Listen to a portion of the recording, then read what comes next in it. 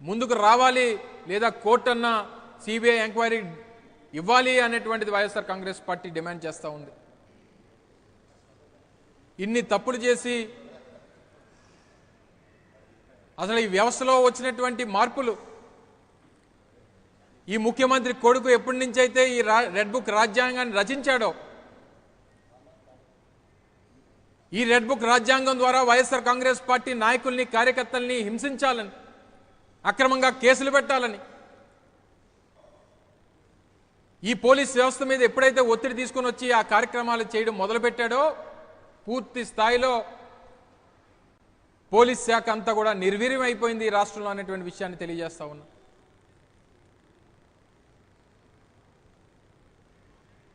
ఎప్పుడైతే ప్రజాస్వామ్యబద్ధంగా రాజ్యాంగబద్ధంగా ఉన్నటువంటి చట్టాల నుంచి బయటకు వచ్చి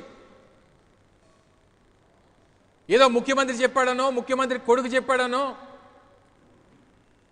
వారికి ఉన్నటువంటి వారు రచించినటువంటి రాజ్యాంగాన్ని అమలు చేసేటువంటి బాధ్యత పోలీస్ డిపార్ట్మెంట్ ఎప్పుడైతే ఈ రాష్ట్రంలో తీసుకుందో అప్పుడే ఈ రాష్ట్రంలో పోలీసు వ్యవస్థ కుప్పకూలిపోయింది అనేటువంటి విషయాన్ని తెలియజేస్తా ఉన్నాం.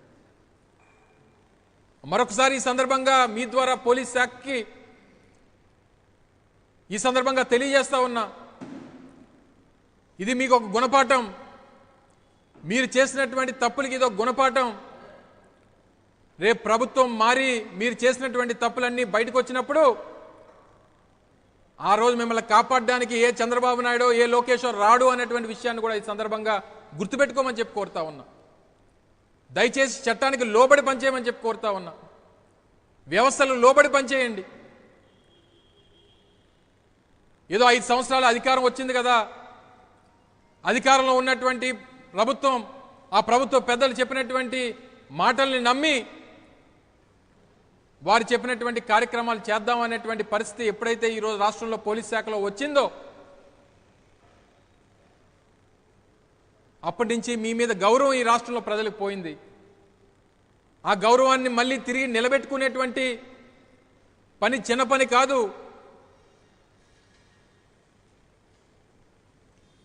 మనం ఏం చేసినా సరే మన ప్రభుత్వం కాపాడుతుంది, ప్రభుత్వంలో ఉన్నటువంటి ముఖ్యమంత్రి కొడుకో కాపాడుతాడు అనుకుంటే మీ అమాయకత్వం అనేటువంటి విషయాన్ని తెలియజేస్తా ఉన్నా. అయిపోయింది, సగం సినిమా అయిపోయింది.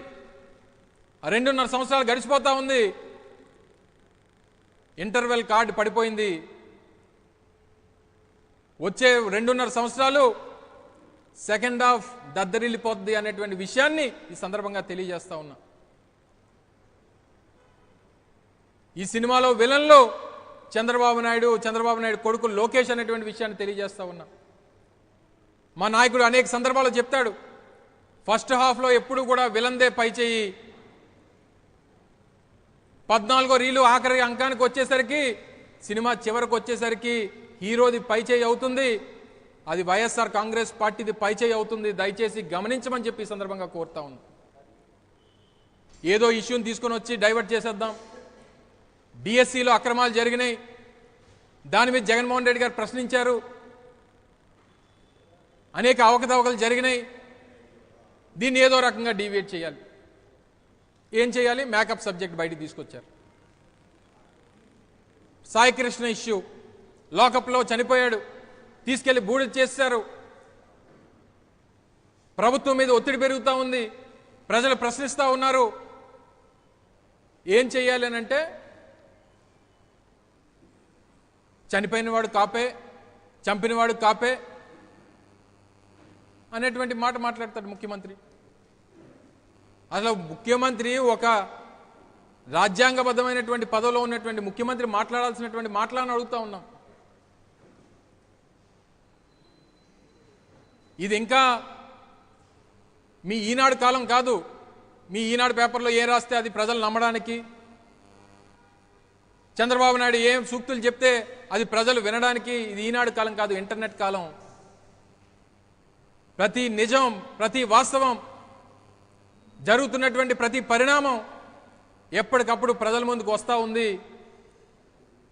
ఈ రాష్ట్రంలో ప్రజలు గమనిస్తూ ఉన్నారనేటువంటి విషయాన్ని గుర్తుపెట్టుకోండి చంద్రబాబు నాయుడు గారు.